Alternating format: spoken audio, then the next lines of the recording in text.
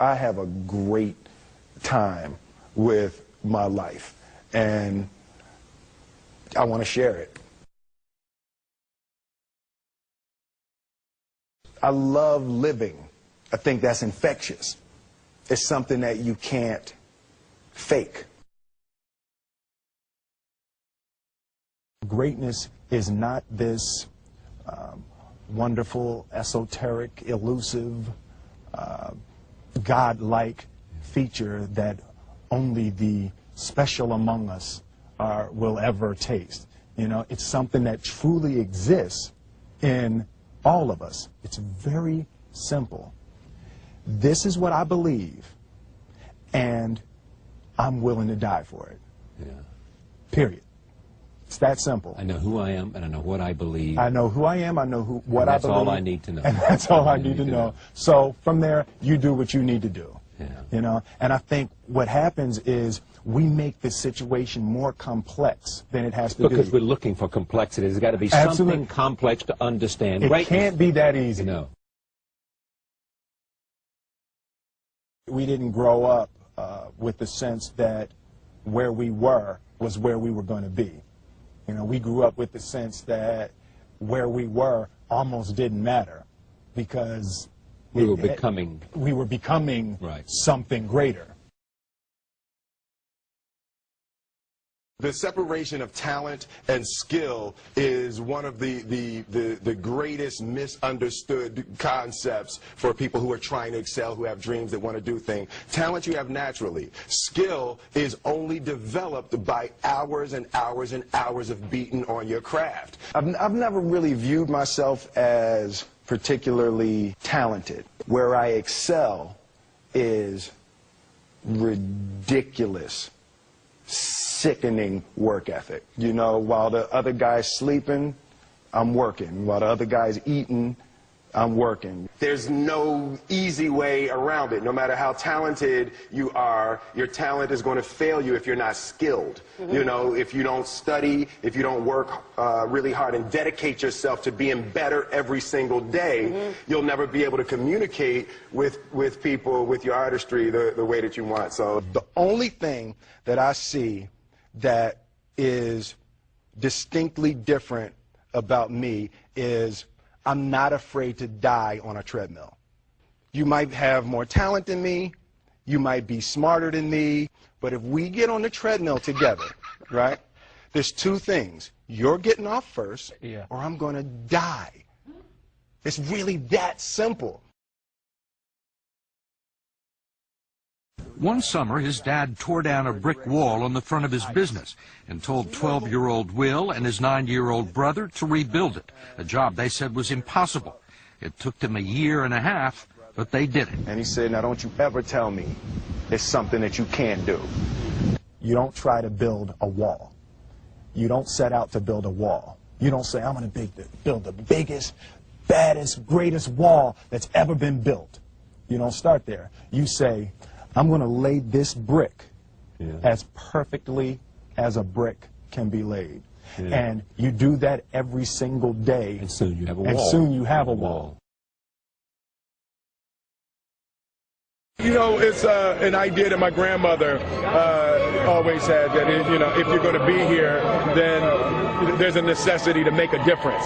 She always instilled the responsibility, the spiritual responsibility that you have to make every group you come in contact with better. I want to do good. Yeah. I want the world to be better because I was here. I want my life, I want my work, my family, I want it to mean something. And it's like, it has, if you are not making someone else's life better, then you're wasting your time. You know, like your life will become better by making other lives better. I want to represent an idea. I want to represent possibilities.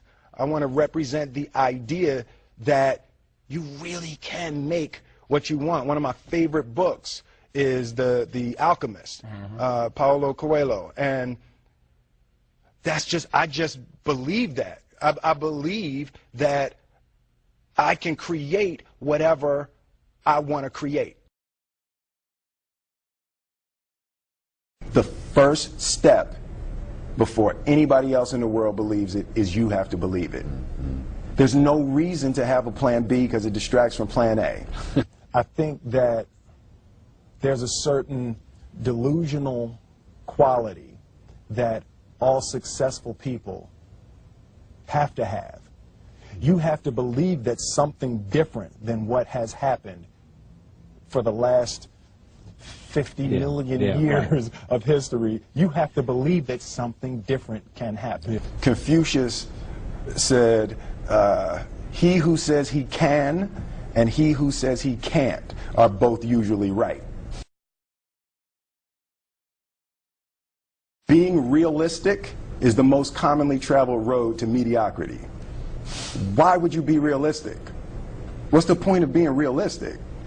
Just put up a barrier. Yeah, I'm going to do it. It's done. It's already done. The second I decide it's done, it's already done. So now we just got to wait for y'all to see. It's unrealistic to walk in a room and flip a switch and lights come on. That's unrealistic. Fortunately, Edison didn't think so. It's unrealistic to think you're going to bend a piece of metal and fly people over an ocean in that metal. That's unrealistic. But fortunately, the Wright brothers and others didn't believe that. And it just seems like such a ridiculous idea to me to embrace the idea that it's not going to happen and that's not real for that to happen. As soon as you say it, now you just made that real.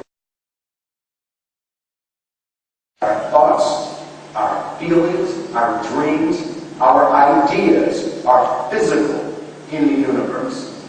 That if we dream something, if we picture something, if we commit ourselves to it, that is a physical thrust towards realization that we can put into the universe. That the universe is not a thing that's going to push us around. That the world and people and situations are not something that are going to push us around. That we are going to bend the universe and command and demand that the universe become what we want it to be. I study the patterns of the universe. There's a redemptive power that making a choice has, you know, rather than feeling like you're at effect to all the things that are happening. Make a choice, right? You just decide what it's going to be, who you're going to be, how you're going to do it. Just decide. And then from that point, the universe is going to get out your way. It's like it's water. It wants to move and go around stuff. You know. There's a flow of the universe that I've grown to know just how to go with it.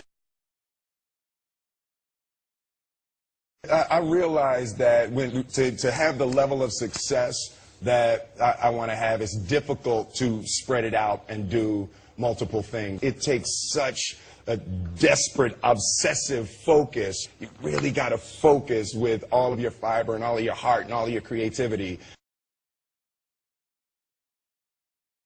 I'm motivated by fear. Fear. You know? Fear of what? Fear of fear. I hate being scared to do something. And I think what developed in my early days was the attitude that I started attacking things that I was scared of. It was Franklin Roosevelt said the only fear you have to fear is fear itself. Absolutely. Remember that? Absolutely. Yeah.